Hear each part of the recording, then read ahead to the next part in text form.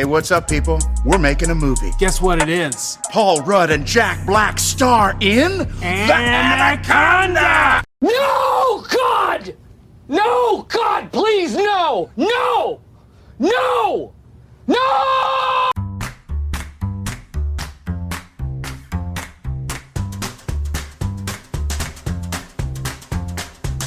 Quiet, numbskulls, I'm broadcasting.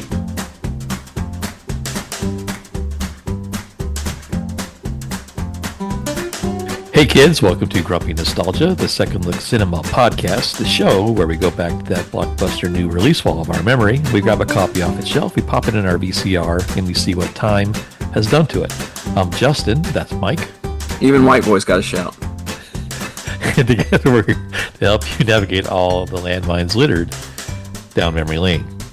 This is going to be a special episode, guys. We're going to break format a little bit here, but first I think nostalgia. This is hot. Well, sort of. Yeah.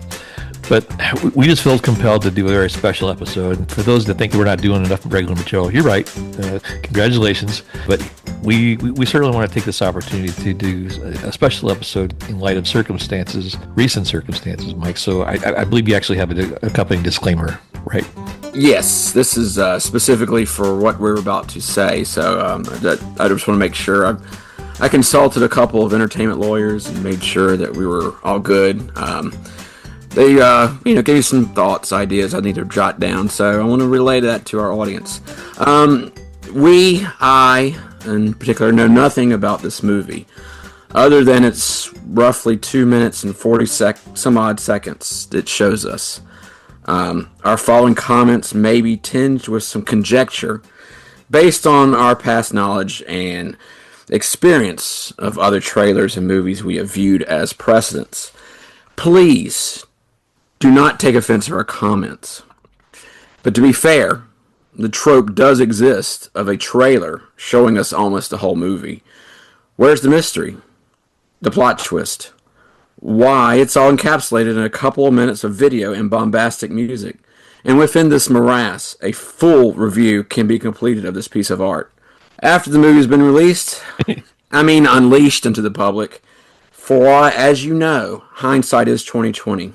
So as I repeat, please, do not take offense. Thank you. That's very well put, Mike, as always. So let's get right to it, Mike. So this is a nostalgia podcast, gang, as you probably know if you listen to any kind of extended time for us. We like to go back and look at those hallowed years from the 70s, 80s, and 90s and talk about how great those movies were. And then we kind of go back and watch them again with jaded eyes of grumpy old jerks, as they like to say, and see what's changed. However, we feel we've come across this abomination that we wanted to address, to the point where we actually scheduled a special episode for it. We were talking about the new Anaconda movie coming out, guys. Anaconda 2025. Yeah, and if you're like me, there's probably a good percentage of y'all. They're like, "Wow, really?" But yeah, Justin brought this to my attention, and wow, it was a red flag. It brought about instant groans, maybe an eye roll, this is something that we've seen before, where you see a trailer and it kind of shows you everything, and then you're like, why was this made? Why was this movie created? And when you get that question in your head, you want to expound on it, and it made us want to see this trailer. So as my partner so eloquently put earlier, we're going to pile it on extremely unfairly, but we don't care because we feel our rights have been infringed upon, Mike. Mm-hmm. The premise of this podcast is kind of looking at the nostalgia and, going back and looking at the movies what we feel were better era of film altogether. But what's important to us here is it clicked all the boxes to everything we take offense to as film fans, Michael. Mm-hmm. This particular trailer just hit a raw nerve with both of us, and we felt compelled to bring this to the forefront. So this very self-serving episode is just for us guys, but hopefully you'll enjoy the snark along the way. So we feel we're very protective of movies of this era, Mike, obviously, and to the point where we felt like it would be interesting to even do a podcast about them, to really kind of go back and reflect and just appreciate the value of those. Yeah, and before you listen to this and delve into it, you may want to revisit the podcast we did of the original Anaconda from 1997, 98? Yeah, and I'm thinking I might just re-release that to accompany this, Mike, just for fun, to see what all the fuss is about. But the premise of our show is that we're not really fond of movies after 2000. That's so I did some math, Mike. Since the year 2000, there's been about 13,000 movies released in theatrical release, Mike, in theaters. Okay. And I'm not talking about straight to Amazon. I'm talking about movies that you used to go buy popcorn and sit in the theater in a public forum in an auditorium to watch. And then I started to think, well, how many of those movies mean anything to you? Just do a quick thought in your head, Mike. Not a lot. No, right? there's probably honestly, and then I'm a movie file to some degree, but not as much as you. But for me, since in the last 25 years, I could count maybe on one hand movies that meant something to me or were important from each year. So Yeah. I'm going to say maybe 100 movies have come out in that time frame that I could say were enjoyed by myself. Yeah, that's Even probably that's a pretty high number. Yeah, but, that's pretty generous for me. And I'm trying to think, is it just because I'm cynical or bitter or all the above? Probably a little bit of all that. Yeah. But we're very cynical. It's in our title, so forgive us. Again. So we cashed in on this shtick already. But to that point, Mike, we've covered probably a little over 105 movies in the brief history of our podcast. 3.5 years going strong. Thank you, folks. But of those, 33 of those 105 movies have been remade in one way, shape, or form, which is staggering. And this one is the latest of those. This is Anaconda, guys, that was released in 1993. And we had some fun with that, as Mike alluded to. But now they're going to remake it. And I guess there's supposed to be a clever take on it, Mike, but all we know is the 2 minutes and 42-second trailer that we decided to watch. And it just got us our blood boiling. So here goes. so we watched it, so you guys don't have to. So Mike, why don't we just kind of go through and talk about in chronological order, maybe some of the observations we made from this trailer. So if you would indulge me, let's kind of go through and talk about what we saw and the context of it, and what is ultimately going to be the consequential ramifications to the movie-going public. So, and as stated earlier, some context is missing when you're watching a trailer. Yeah. But one of the problems is you watch it, and we can piece together basically the whole plot, and that's what we'll do for you here from what we know. So here we go. So strap in, guys. This is called Grumpy Nostalgia for a reason. We've been very nostalgic for the last 100 episodes.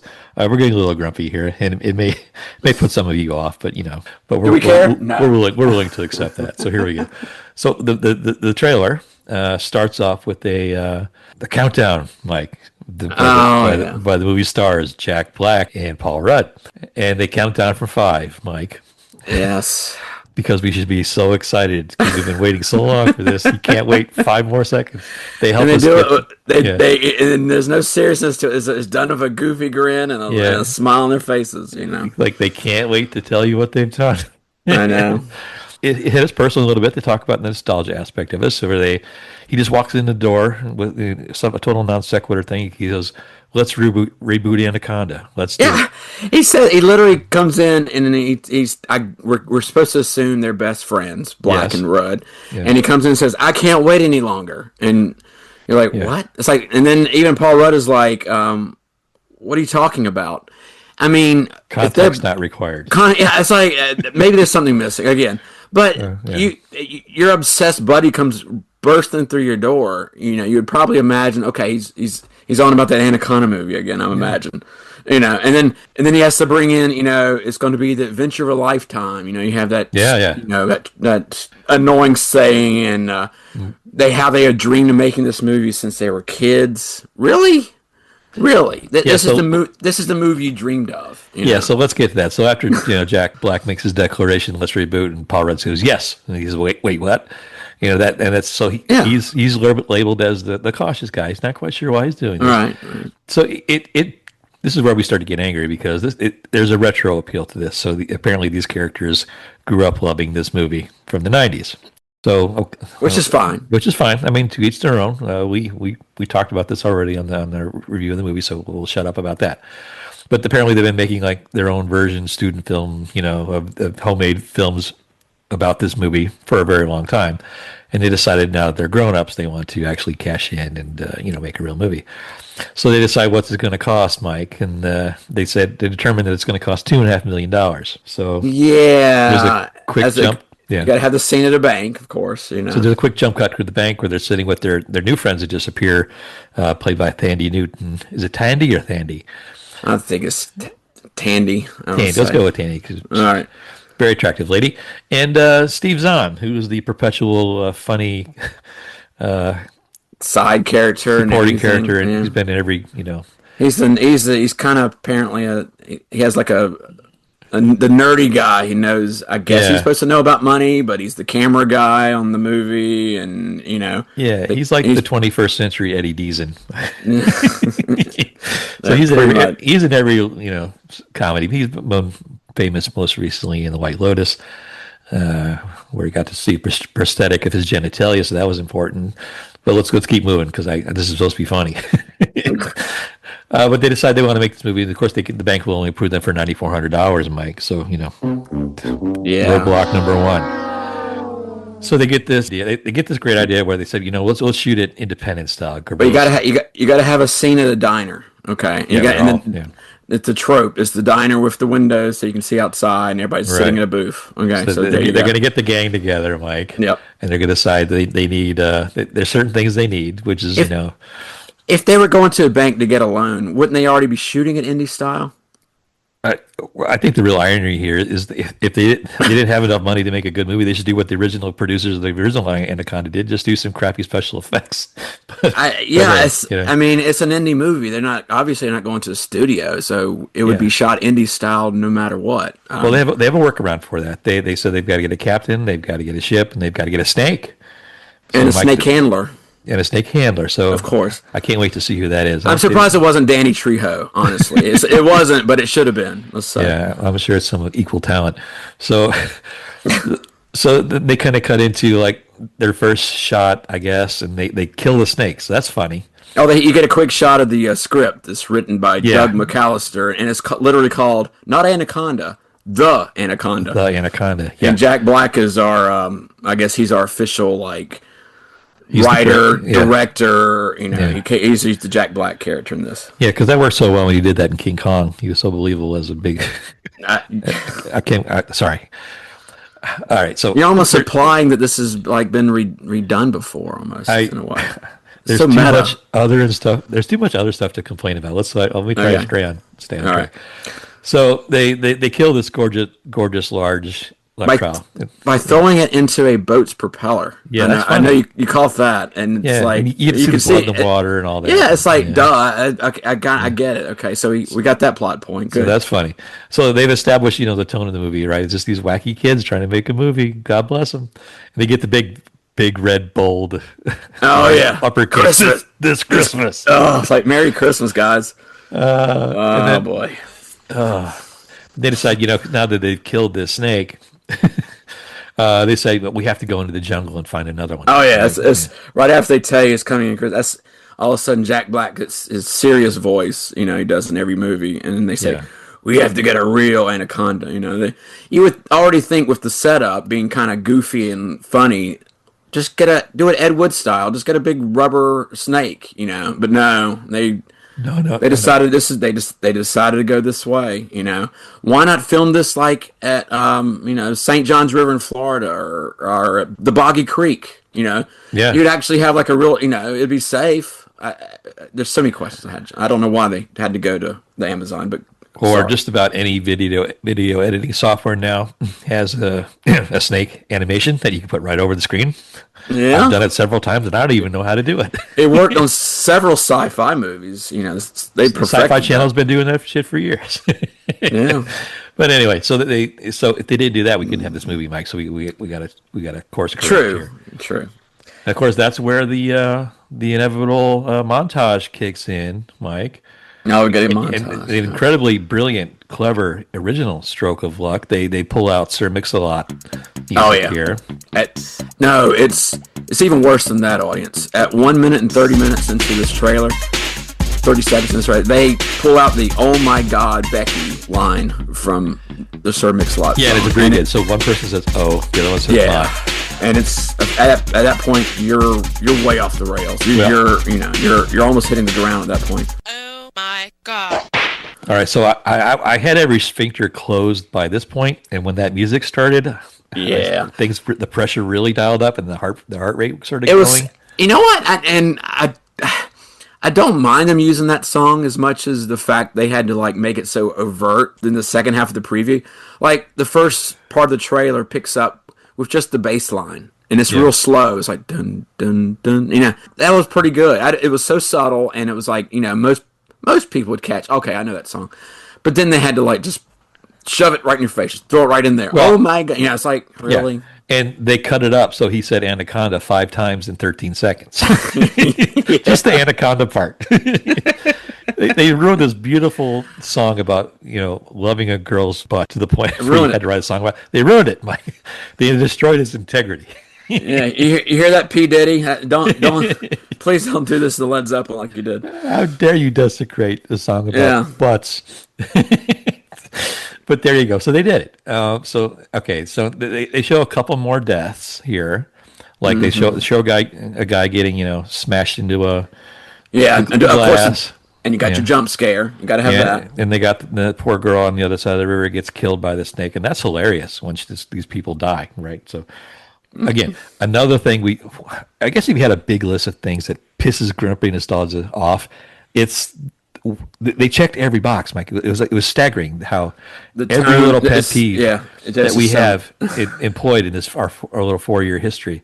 Yeah. Every one that we've demonstrated has been completely addressed in this movie. It's like they had an agenda, Mike. Right. Yeah, I know what you mean. And I'm not trying to be, you know, narcissistic, thinking we have a worldview that's ours and ours alone. These are just things that just coincidentally we've talked about for the last 4 years about everything we hate, and this 2 minutes and 42 seconds manages to prove every one of our points. But all right, so people, where we are, you finished snake montage. Bunch of people died in a montage. Okay, that's funny. Okay.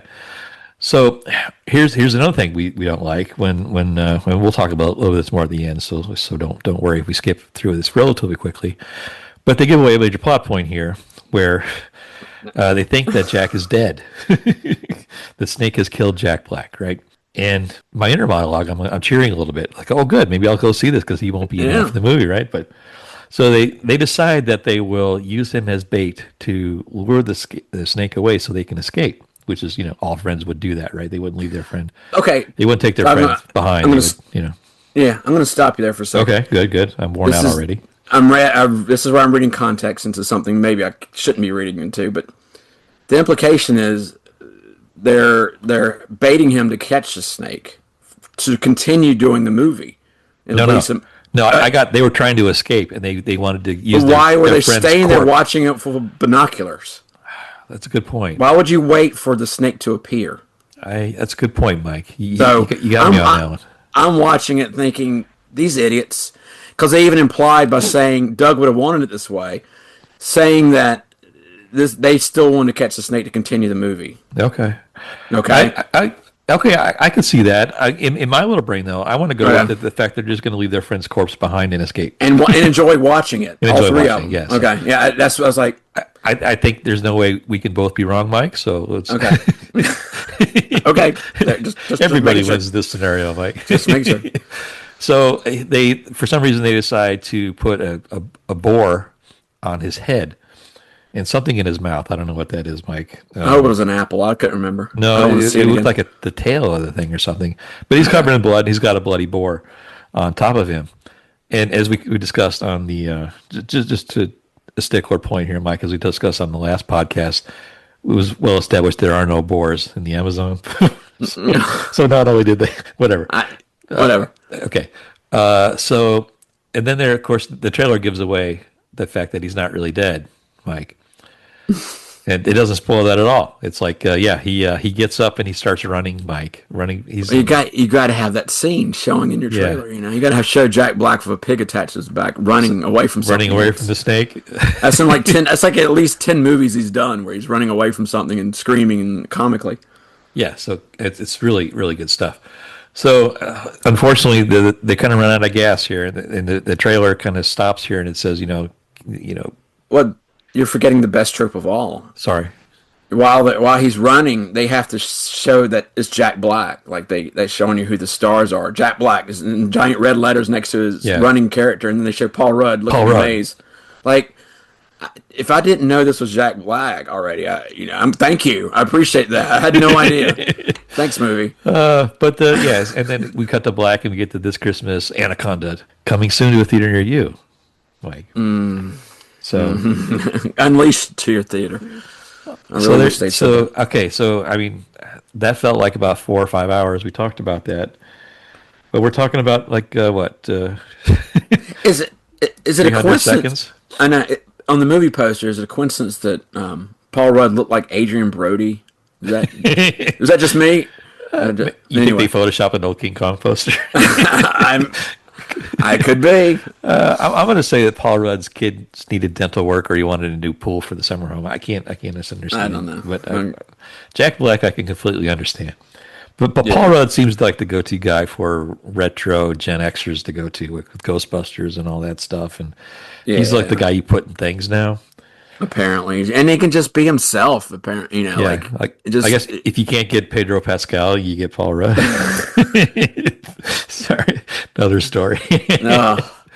So let's talk about the fallout, guys. So again, you guys may think we're being haters here, but we are. You're absolutely right. But we feel that we felt it was necessary just to talk about this because we feel we would do our fan base a disservice if we didn't at least acknowledge the presence of this thing and it's coming. It's coming to you. And if you've had any kind of history with our show, we've always complained about our movies that we feel very protective of being remade, or for a more accurate phrase, being hoarded out. Your memories being hoarded out to cash in. Did you before? I'm starting to feel it now. I know we wanted to bring this out to the public, and we wanted to express our feelings. Yeah. But are you a little worried about, I know, our listeners getting like a Streisand effect from this and actually wanting to go see this movie now if we talk so badly about it? We don't do this to tease you or to tempt you or bait your curiosity here, guys. This is strictly a warning. Do not watch this. If you support this thing, watch this. Watch the trailer. You'll know the movie, and you'll either groan or grimace along with us. If you feed that stray cat, it'll keep coming back, guys. Right. But here's the fallout. So we felt it was important to talk about this here a little bit because, again, going back to that data we talked about before, 13,000 movies have come out since the year 2000. 13,000.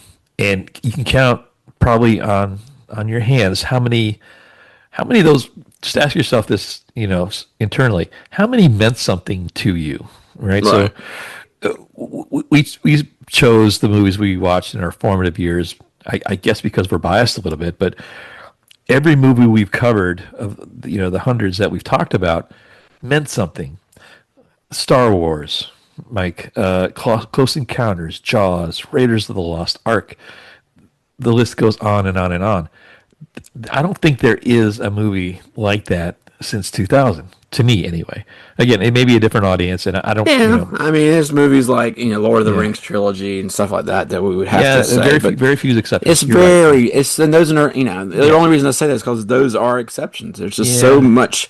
I mean, we've done these lists, or you've done the list, and I'm listening along for audience. Where like, okay, this movie was number 6 behind this movie, and this movie, and you can pick a year like 1996 or 1988 or 1982, and every one of those movies, saw all those. Those were great. You could go deeper. You could go to like the top 15, top 20, top 25 of these years, and odds are me and you have seen all of them, and it's because not only was it just because they were at the theater, it's also because they were well done. Even for some of the bad movies, they're memorable just because of the effect they had on people, and they weren't just rehashes. Obviously, a couple remakes, but these aren't just rehashes of a rehash of a rehash. I mean, some of these movies we're seeing now is almost Inception. I'm like, wait a sec, is this a King Kong remake? Is this Jumanji?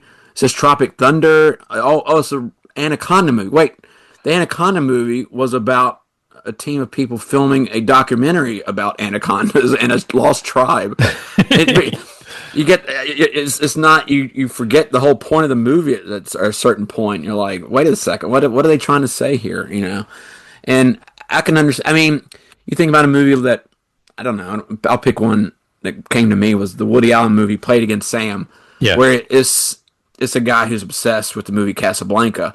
And he even interacts with, black and white scenes of Humphrey Bogart and, Ingrid Bergman. And it's great. I mean, it's so well done, but it's not just a direct ripoff of something else. And that's what I feel like so much of what we see is there's no creativity to it. It's just, hey, let's put these two, everybody likes these two guys. Let's put them together in a movie, and hilarity ensues kind of thing. Yeah, so I believe it or not, we do get some feedback to the show, and when people have asked me, why don't you cover new movies? And I think that's the problem. Why we won't, or more accurately, can't cover new movies is we don't like them. And it's not because we don't want to. I want to I didn't want to lock myself in. How your dad picks a fashion sense and he sticks with it. So whatever he wore when he was 28 is what he wears for the rest of his life. Oh yeah.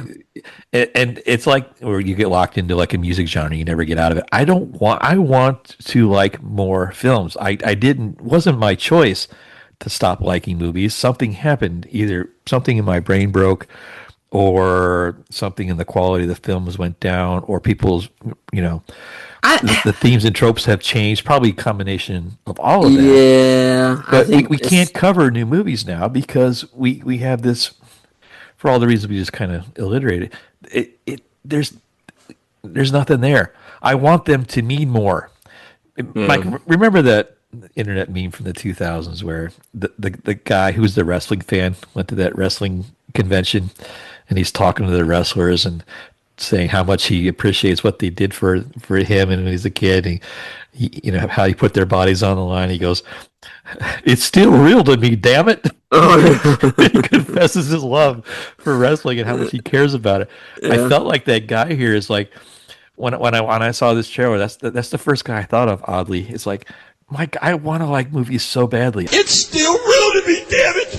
I watched, and it's not like I gave up because this weekend alone, my wife was away and I had some free time, and I spent $9 on Amazon to watch the latest Jurassic World Rebirth movie. Oh, you and did. I'm a dinosaur kid. Jurassic Park's one of my favorite movies of all time. You did. And I watched it and it wasn't like the worst thing I'd ever seen, but it didn't mean anything. And to your point, Mike, it was just a bunch of scenes that they had already done, including some of the same shots and the same dialogue and the same music, and you could tell exactly. They telegraphed every scene, every death. You knew exactly what was going to happen. There were 13 or 15 characters in it. And why do we need 9 people in this story? They're trying to get blood from 3 dinosaurs. Well, and a crack team goes in there, Mike. But of course, they have to be the biggest of the dinosaurs. But the next thing you know, the Lincoln lawyer and his whole family's in the movie for some reason. They're walking around, and there's family drama there that I don't care about. And it's oh, you mean the evil corporate guy's the bad guy? I didn't see that coming at all. How could he do a heel turn? Are you kidding me? And most sadly, last night, in preparation for this venomous podcast I knew I was going to spit out, I tried to watch the new Superman, new to HBO Max for those that are in the know, and has a cute dog in it, right? Well, okay, so interesting you say that because the first scene is Superman. They didn't have any kind of sense to do any kind of exposition, so they just did a bunch of text on the screen, and then they show 20 seconds later, Superman gets killed or gets hurt in his first fight, and he whistles to Crypto, his dog, No. who drags him back to the Fortress of That's cute. Solitude, CGI friendly dog, and he's got a bunch of robots that are sassy, Mike, but they don't have any emotion, but they're sassy. And I think Superman's first words are "jeepers," and I can't be sure, but he says something about anyway, horrible. And there's something they say something to the fact that they set up who Lex Luthor is here, but I don't know. And then they cut to the Daily Planet, where he has, and I'm not kidding here, Mike, a 8 to 10 minute conversation with Lois Lane about something that happened before the movie started about the potential bad guys in the film. Exposition dump. Yeah, and it was them having this Tony Stark argument with Pepper Potts that they done this back and forth, like trying to be quick dialogue from the 30s, my man Godfrey shit, going on and on, talking back and forth, arguing, and I'm like, I gave up. I gave up. I said, I can't take this. And Superman, Mike, one of my favorite things in the world. I said, you know what? I don't want to watch this, and I couldn't take it. Wow! Did you turn it off? I didn't get 10 minutes into Superman. I couldn't take it. And then that scene, I said, okay, well, I'll let them talk like 30 seconds more, and if they go any more, I'm going to turn this off and go do something more constructive. And then, like 90 seconds later, they're still talking, and they're still talking. I'm like, okay, that's it. I'm done. I can't take it. But Superman, I mean, my God, how do you make Superman boring? Well, I mean, I don't know. My take is a little different. Okay.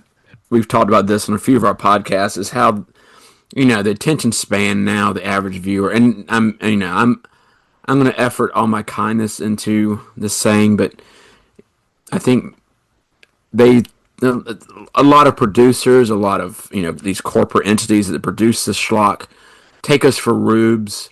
Do you know what you look like to me with your good bag and your cheap shoes? You look like a rube, a well-scrubbed, hustling rube.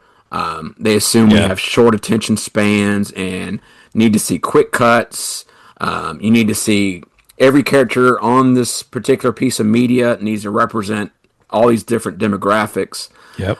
If you don't have that, you can't check that off your list. That's why you have 12 different characters in your Jurassic Park movie. Yeah.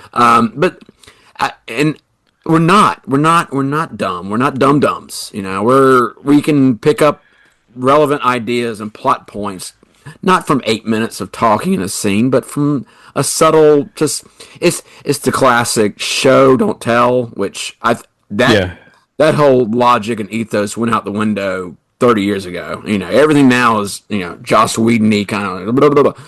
But there's so much, it's a moving picture, I appreciate movies that a little bit more now that we've done before that have the beautiful, sumptuous kind of cinematography and movies that just subtly show you a person's Spielberg was the best. I know we always talk about this, but somebody's emotion is expressed in one look.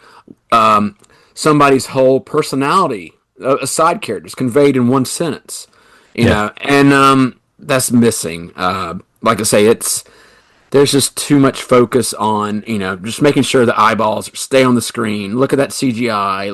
All this isn't that cool? Look at that. Look at those aliens. Don't they look real?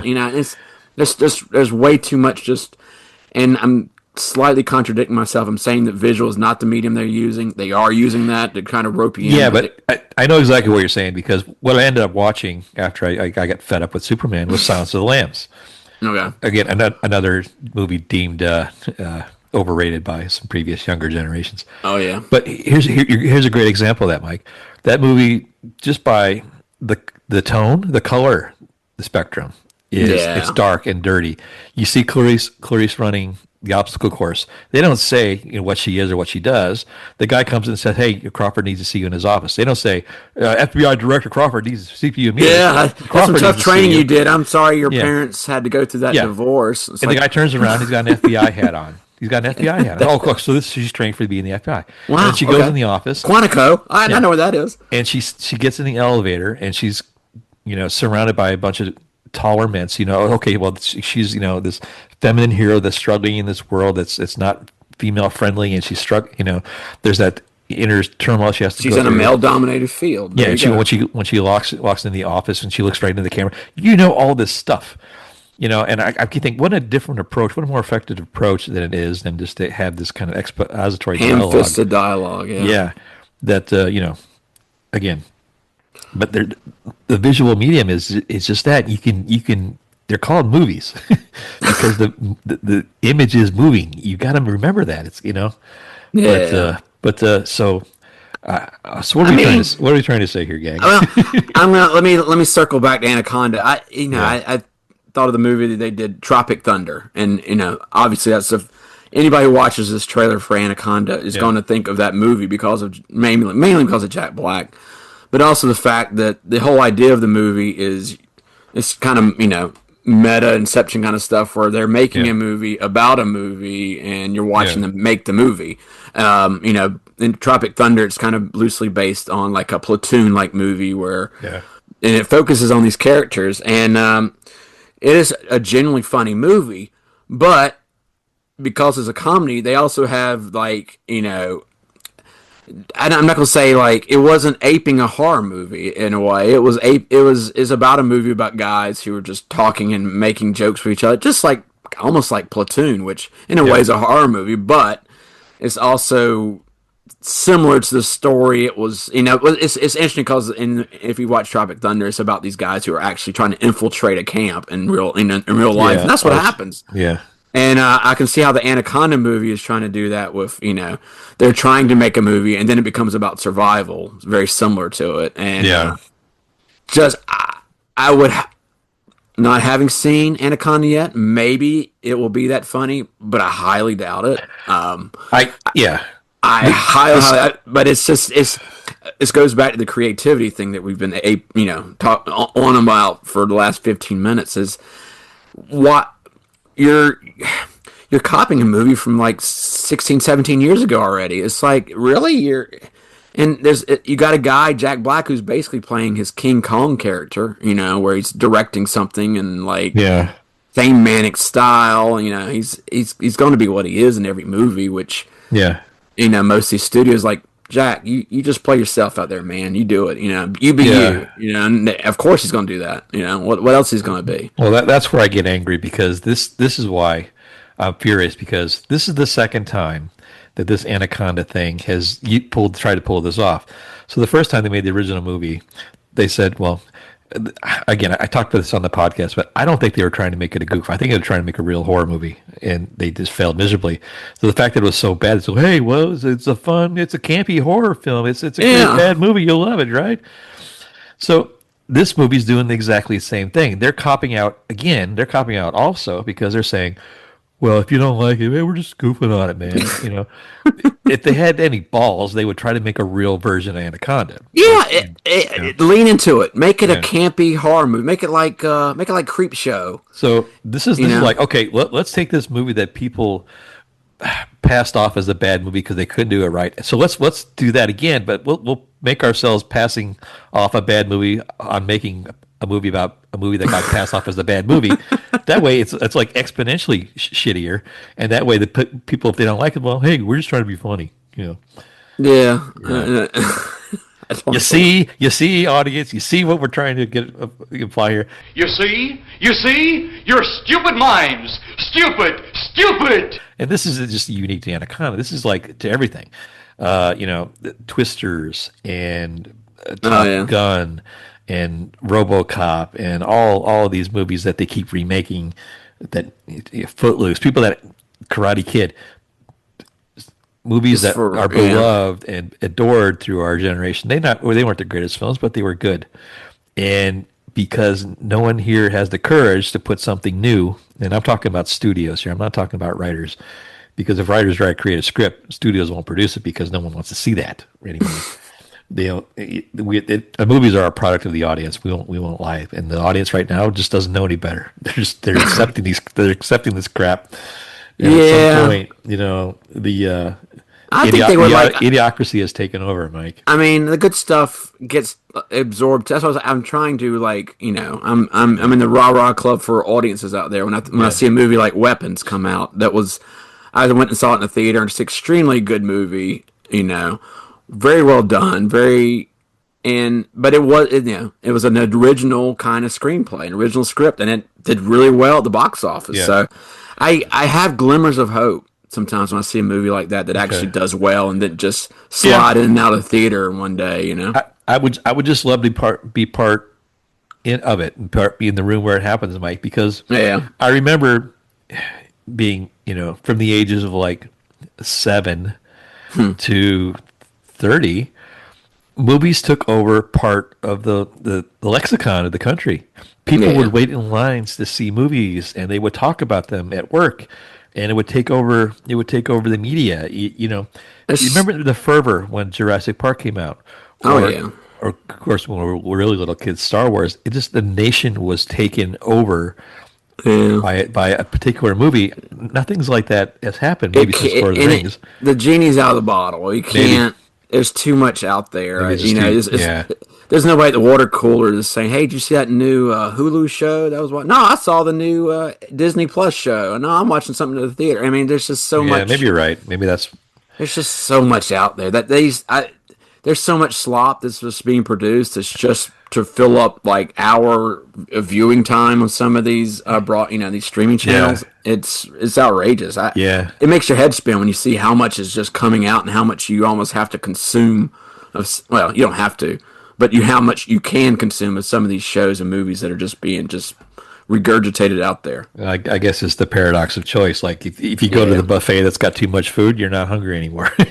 And I guess that's where we stand, guys. There you go.